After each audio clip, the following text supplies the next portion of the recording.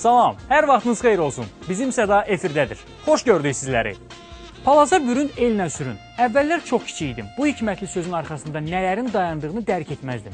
Necə yəni palaza bürün, ellə sürün deyib çox fikirləşərdim. Böyüdükdən sonra bu misalın mənasını anladım.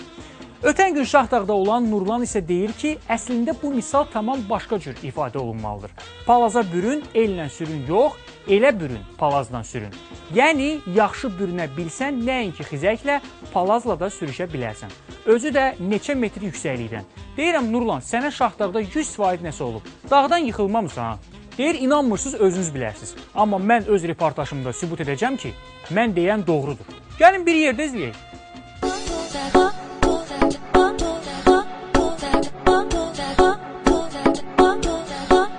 Müasir dövrdə gənclər kreativ düşüncə ilə yaşayır. Dağ kurortlarının birində təşkil olunan şah xalça müsabiqəsi bunu deməyə əsas verir.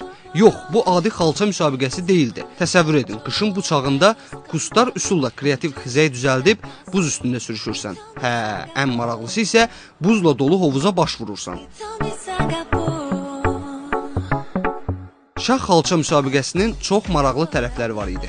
Belə ki, şən kostyumlar geyinən iştirakçılar düzəltdikləri xizək qurğuları ilə buz üstündə 80 metr sürüşməli və soyuq suya düşməli idilər. Yarışda 20 kreativ komanda iştirak edirdi. Hər komanda 2-3 iştirakçıdan ibarət idi. Artıq müsabiqə iştirakçıları öz yerlərini almaqdadır. İştirakçılar müsabiqə üçün yaratdıqları xüsusi nəqliyyat vasitələrində əsas elementi xalça seçiblər. Həmçinin digər milli ornamentləri də burada görmək olar. Tar, kamança, qaval, milli musiqi instrumentləri, yəni bizim kompozisiyada yer tutub və inanırıq ki, ilk yeri biz tutacağıq. Bu iştirak edib yenə qalib olmaq istəyirik. Keçən ilin əvəzini çıxmağa. Soyuq sudan qorxurduq və ən son moment qərar verdik ki, gələcək. Ən çox mənə qorxudan odur ki, qıraqlara dəyməyim. Yəni bu boydan atla çətin biraz olacaq. Çox keçmədi ki, müsabiqə başladı. İştirakçılar əvvəlcə onlara verilən 5 dəqiqə ərzində yaradıcı performans göstərdilər. Daha sonra sürüşərək buzlu suya girdilər. Yarışda qiymətləndirməni münsiflər heyəti aparırdı. İştirakçılar 3 nominasiya, ən yaxşı performans, ən yaxşı sürüşmə və ən yaxşı suya baş vurma üzrə qiymətləndirilirdi.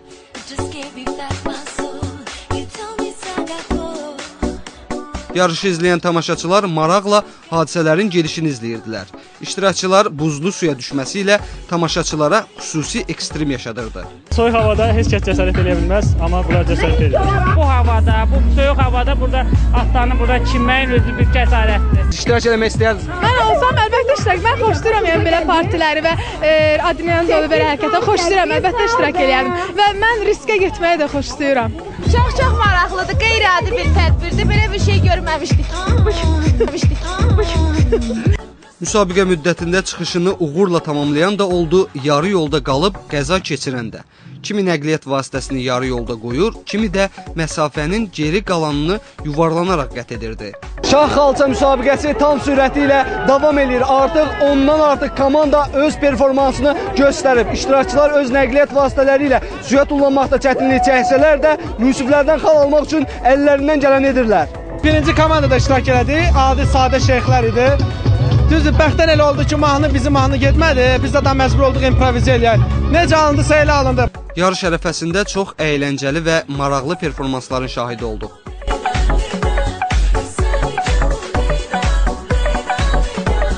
Təxminən 2 saat davam edən müsabiqə yekunlaşdı. Münsiflərin rəylərinə əsasən 3 komanda qalib elan edildi. Birinci yerə Qavriki komandası layiq görüldü. Şahyard və Hangover komandaları isə müvafiq olaraq ikinci, üçüncü pillələri bölüşdülər. Çox super şov idi. Biz fikirləşməyin, biz o da bilərik. Biz yatmırdıq, biz ona çalışırdıq. Qəşəng bir şey buna kimi şov.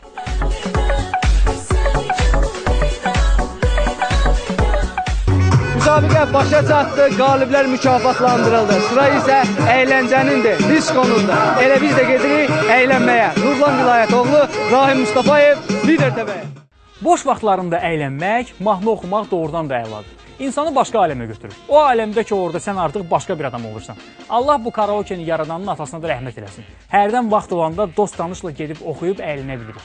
İnanın ki, həftə ərzində topladığım bütün stresi, mənfi enerjini atıb oluram anadan gəlmə yeni bir adam.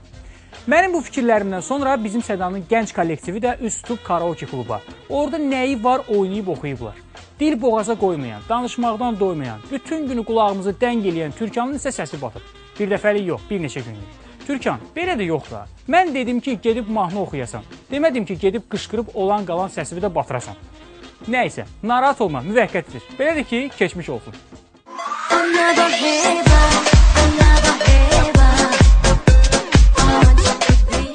Keçmişdə insanların ən çox sevdikləri əyləncələrdən biri asudə vaxtlarında bir yerə yığışaraq mahnı oxumaqdan ibarət idi.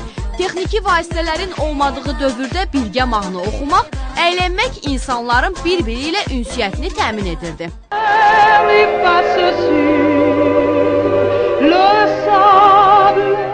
Bugün də insanlar musiqiyə əlavə çalarlar qataraq öz əyləncələrini daha da rəngarəng etməyə çalışırlar. Bu cür əyləncələrdən biri də məhz sizlərə haqqında danışacağımız karaokedir. Karaoke yapon sözü olub, iki sözün birləşməsindən yaranıb. Kara boş, oke isə orkestr mənasını verir. Hazırda gənclərin ən çox sevdiyi əyləncə vasitələrindən birinə çevrilən karaoke ölkəmizdə də kifayət qədər məşhurdur. Elə biz də 1-2 saatımızı karaokedə keçirməyə qərar verdik. Yusif artıq 3 ildiki karaoke klublarının daimi iştirakçısına çevrilib. Onun sözlərinə görə o həftədə ən azı 3 dəfə karaoke kluba gəlməsə mənəvi rahatlıq tapmır. Mən ilk dəfə təxminən 3 il əvvəl gəlmişəm karaokeyə və gəldiyim gündən də buradakı ab-havanı və özüm də musiqini çox sevirəm oxumağı. Ona görə 3 ildən çoxdur ki, demək olar həftədə azı 2 dəfə, 3 dəfə gəlirik bura. Dostlarla görüşlərini eləyəndə daha çox karaoke kluba gəlirik. Stres atmaq üçün, əylənmək üçün bir vasitə kimi görürəm və dostlarla əyləncəmizi əsasən bunun üzərində qururuq.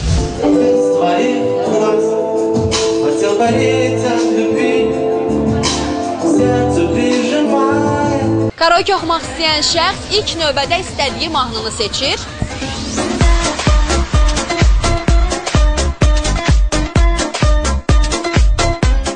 Və monitorda göstərilən melodiyanı öz səsi ilə ifa edir. Aramızda hər şeydi, ayrılığın dən sən deyildin. Bizim sədaçılarda mənim karaokedən sujet hazırlayacağımı öyrəndilər. Fürsətdən istifadə edərək asudə vaxtlarını səmərəli keçirmək üçün mənə qoşuldular. Dedilər, karaoke ilə bağlı sujet hazırlayırsan və bu fürsəti qaçırmaq istəmədim. Çünki bilirsiniz ki, vaxtımız o qədər az olur və bu az vaxtı da həftə sonları əyləncələrə qatılırıq. Düzdür, gec-gec qatılırıq. Demək istəyirəm ki, belə əyləncələr gec də olsa, amma ara-sıra mütləq lazımdır. Eşitdim ki, belə bir fürsət var, qaçırmaq istəmədim. Mən də uşaqlarla qatıldım karaoke klubda ifa eləməyə mahnıları. Burada həm biz əylənirik, həm də işdəki stresi atmağa kömək edir bizə karaoke. Bu əyləncəli oxu tərzi karaoke klublara toplaşanların stres atmasına, işdən sonraki gərginliyi atmağa, onlara sözün əsl mənasında kömək edir. Boş vaxtlarımızı maraqlı keçirdik. Xoş stres atırıq burada, maraqlıdır. Şəxsən mən oxumuram, ancaq sadəcə gəldim, uşaqlar birdə oxuyur, mən də qulaq asıram. Karaoke ümumiyyətlə əylənmək üçün çox gözəl məkandır. Hamımızın işdən sonra biraz vaxt tapıb 1 saat, 2 saat gəlib oturuq burada. Dostlarla, tanışlarla, adam var çayxanaya gedir, oraya gedir, bizim də əyləncə yerimiz buradır. Demək olar hər gün gəlirik bura. Bugün paytaxtda da karaoke klubların sayı kifayət qədər çoxdur. Bizdə xalq mahnılarından tutmuş, Azərbaycan xalq mahnılarını tutmuş, bəstəkar mahnılarını tutmuş, xarici mahnıları kimi hər bir mahnı var. Yəni cürbəcür o ki, bir solo kampaniya, biri türk dilində oxuyur, biri ingilis dilində oxuyur, biri rus dilində oxuyur. Yəni belə şeylər görəndə adam daha ürək açılır ki, bizim gənclərimiz də inkişaf eləyiblər ki, tək özündən başqa 2-3 dənə əlavə dil bilirlər.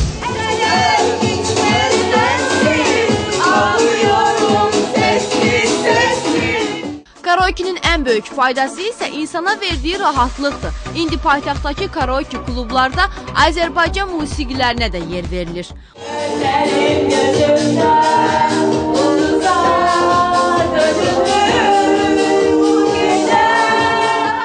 Qeyd edək ki, dünyada məşhur sənətçilərin əksəriyyəti öz sənət yoluna elə məhz karaoke klublarından başlayıb. Məsələn, məşhur gənc müğənni Justin Bieber və Katy Perry öz müsahibələrində onların müğənni kimi püxtələşməsində karaoke klublarının çox böyük rolu olduğunu bildirirlər.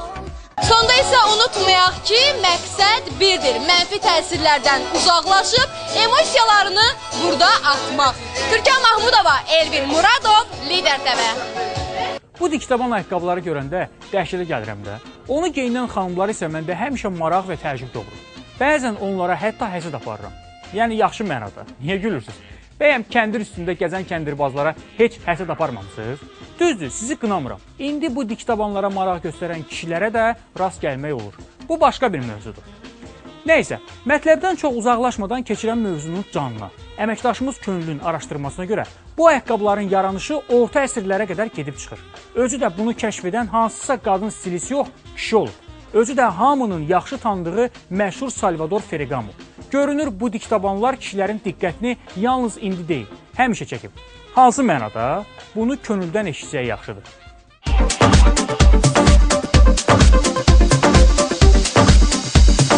Qarderobumuzun ən vazgeçilməzi olan hündürdaban ayaqqabılar hər zaman dəbdə olub. Bəs onun tarixçəsi haqqında heç düşünmüsünüz?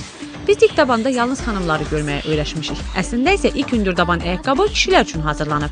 Topuqlu ayaqqabıların vətəni İran hesab olunur. O vaxtlar Fars şahzadələri at sürərkən yüksəkdaban ayaqqabı geyinərdilər ki, ayaqları sürüşməsin. Çox keçmədən hündürdaban ayaqqabıları xanımlar da geyinməyə başladılar və nəticədə kişilər onlardan tamamilə imtina etməli oldular. Zamanla isə enli daban ayaqqabılar nazik, el arasında şpilka dediyimiz dabanlarla əvəz olundu.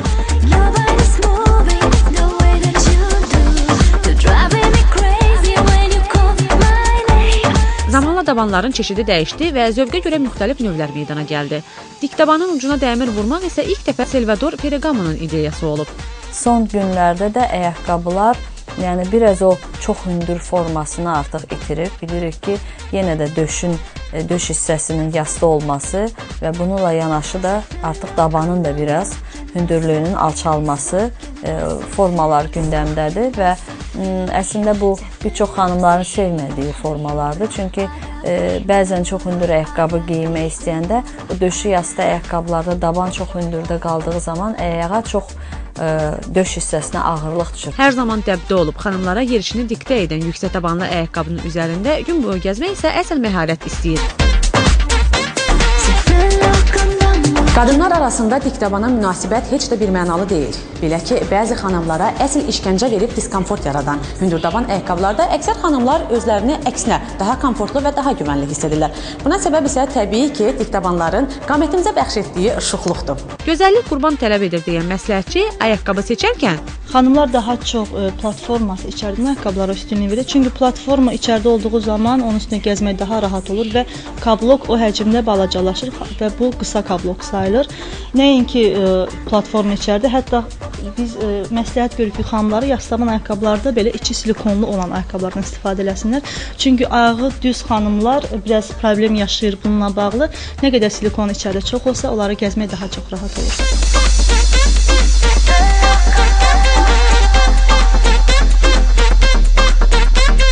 Hündürdaban ayaqqabıların insan üçün xeyirləri ilə yanaşı ziyanları da var. Xeyirli odur ki, xanımların həm yerişini nizamlayır, həm də qamətini düzəldir. Ziyanlarına gəlincə, düz ayaqqabı geyinəndə pəncə özü yastı başlayır ayaqqabının içində və o gələcəkdə narahatçılıq törədir. Ayaqqabı nədir? Pəncə üçün amortizatordur. O xanımlarda da ki, yastı pəncəlik, belə bir diaqnoz olmaqdasa, bu hündür ayaqqabı olaraq biraz rahatlıq verilmə barədə, ona görə ki, pəncə əzələlər istirahət edir. Amma o ayaqqabıda onlar çox gəzə bilmirlər. Xanımlar gündəlik ayaqqabı seçməlidirlər özdən ki, o ayaqqabıda rahat olsun, yeriyə bilsin və pəncəyə uyğun olsun.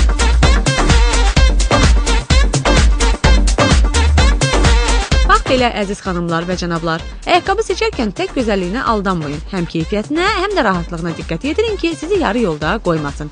Könül Rafiq qızı Rəşad Məmmədov, Lider TV. Elə bir zəmanəyə gəlib çıxmışıq ki, babat pulu olan hər kəs maşın alır. Özü də hamı çalışır ki, yekəsini, qəşəngini, bərk gedənini alsın. Bəs necə? Axı bizlərdə bir qəribə xarakter də var. Kimdən əksiyəm deyib, yeri gəldi, gəlmədi, pulu oldu, olmadı, borc xərclə olsa tapıb istədiyimizi mütləq alırıq. Sonra da düşürük kreditləri. Bəli, qonşudan qalma geri prinsipi ilə iş görəndə həmişə belə olur. İndi deyəcəksiniz ki, bəs pulu olmayan neynəsin? Maşın sürməsin? Sürsün təbii ki, amma yorğanına görə ayağını uzatmaq şərti ilə.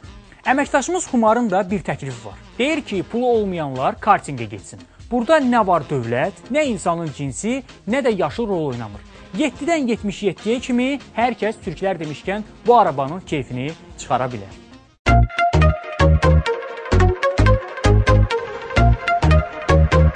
Dünyanın bir çox peşəkar yarış iştirakçıları öz karyeralarına məhz kartinglə başlayıb.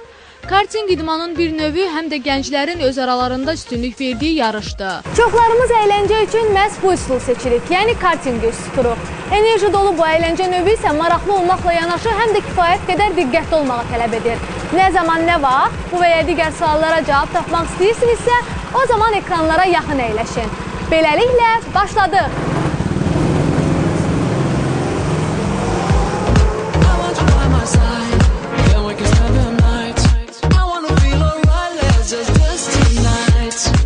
Fərziyyələrə görə kartingi 2-ci Dünya müharibəsindən sonra pilotlar düşünüblər. Onlar hətta uçuş zolağı üzrə yarışlar da təşkil edirdilər. Lakin bu hobbi kiçik vilayətlərdə məşhur idi. Ta ki bu işə keçmiş pilot Art Ingalls qol qoyana kimi. Belə ki, o 1956-cı ildə Pomon yarışlarında kütləyə vagonetka adlandırdığı yeni arabanı təqdim edir. Ardınca isə 1957-ci ildə Bill Rolls, Duffy Livingstone və Roy Desproul karting avtomobillərinin istehsalına başlayırlar. İşlər qaydasında getdiyi üçün bu üç nəfər ilk kartodromun inşasına start verirlər. Getdikcə rəqabət o qədər artır ki, 3 ildən sonra karting avtomobili istehsal edən 100-dən çox şirkət yaranır. Bundan sonra isə Böyük Britaniyada karting jurnalı dərc olunmağa başlayır. 1960-cı ildə Böyük Britaniyada karting adlı jurnal çap olunmur. Və bundan sonra Beynəlxalq Avtomobil Federasiyası kartingi idman oyunları siyasına daxil etmişdir. Karting yaradılmasının əsas məqsədi formula yarışlarına tramplin rolunu oynayır. Ancaq 60-cı, 70-ci illərdəki tələbat hal-hazırda kartingdə hiss olunmur. Kartların yalnız həvəskarlar maraq nəticəsində bu günümüzə qədər karting gəlib çıxmışdır. Kartinglə məşğul olmaq nə qədər əyləncəlidirsə, bir o qədər də təhlükəlidir. Buna görə də qaydaları mütləq bilmək lazımdır. Ən çox gələn klientlərə biz qaydalarla tanışlıq yaradırıq. İlk öncə ilk bir kruqu yavaş sürsün. Yolu tanımağı bilsin, həmçinin silməyi bilsin. Biz sizə yaşıl bayraq göstərəndən sonra sürətinizi artıra bilərsiniz. Sarı bayraq təhlükədir. Allah eləməsin, yoldaşlarınızdan kim sarısa toxunub, biz sizə sarı göstəririk ki, ona toxunmayasın. Yəni, o zaman biz gedirik kömək etməyə, yəni bizi də vura bilərlər. Göy bayraq arxadakı kartingə yol versin. Ya sağa, ya sola sürətli azalaraq yol versin. Arxavızı görmüsünüz, biz sizə bayraq vasitəsi bildiririk ki, siz keçmək istəyən var. Nəyə görə? Çünki bizdə əsas bir dövrəni neçə saniyə sürməkdir. Bir-birinizi keçməyin əhəmiyyəti yoxdur. Ağqara finish bayrağı. Bu bayraqdan sonra bir dövrə sürülür. Bu bayraqdan sonra sürülən dövrə tabloda yazılmır, əhəmiyyətsizdir. Ona görə əksər klientlərdən xahiş edir ki, ağqara göstəriləndən sonra sürülən kruqu yavaş sürülsün.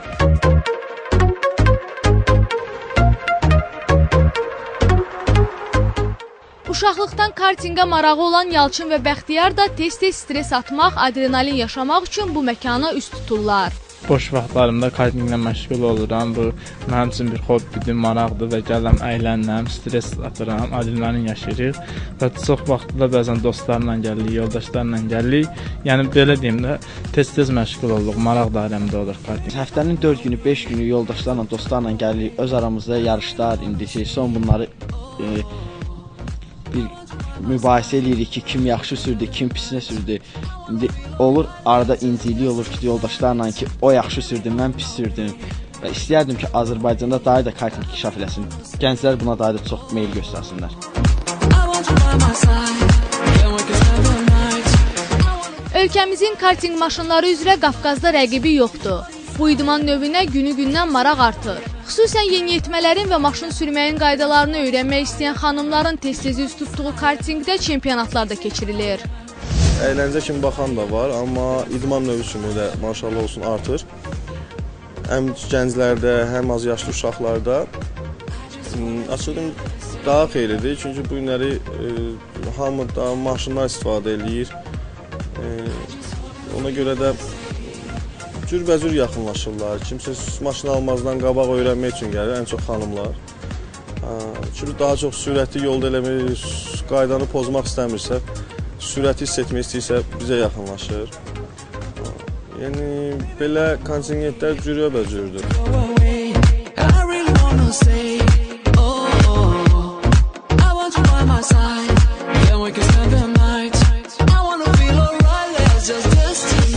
Əgər siz də adrenalin dolu gün yaşamaq istəyirsinizsə, həyatınızda heç olmasa bir dəfə də olsa mütləq kartingə gəlin. Təhlükəsizlik qaydalarına əməl etmək şərti ilə həm maşın sürməyi öyrənə bilərsiniz, həm də maraqlı, qeyri-adi gün keçirə bilərsiniz. Elə bizim kimi. Xumar Kərimli, Əfqan Pənahoğlu, Lider TV.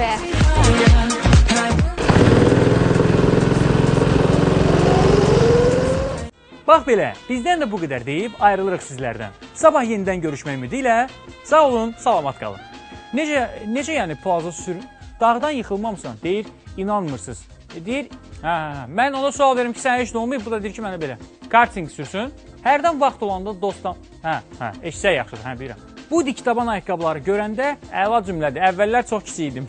Böyüdükdən sonra bu misalın mənasını anladım. Ötən gün bura, sabah yenidən görüşmək ümidi ilə